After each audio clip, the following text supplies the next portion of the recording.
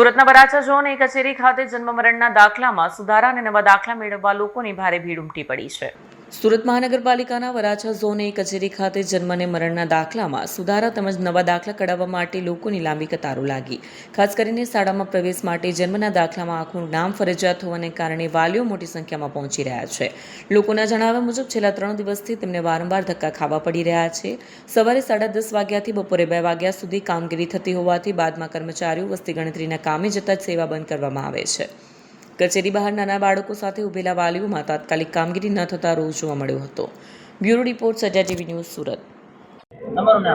મારું નામ કાકલોતર નીતિનભાઈ દેવરાજભાઈ છે અને વરાછા ઝોનની અંદર સવારના 9 વાગ્યાના લાઈનમાં ઊભા છે. જન્મ મરણના દાખલાના છોકરાના સુધારા કરવાના, તો પણ હજી ઓફિસ ખુલ્લી નથી અને હજી સાહેબો આવ્યા નથી. તો આવી રીતના લીલિયાવાળા હોય અને ભાજપના શાસનમાં લોકો એમ કહે છે કે તમને કાંઈ તકલીફ પડે તો કહેજો. આમાં લોકો સવારના કામ ધંધા છોડીને પોતે અહીંયા આવ્યા છે, તો પણ હજી કોઈના જન્મ મરણના દાખલા નીકળતા નથી. અને 2 દાખલા લઈને આવે 2 બાળકના, તો 1 દાખલો આપે ને 1 કે 2 દિવસ પછી આવજો અને 2 વાગે તો ઓફિસ બંધ કરી દે છે.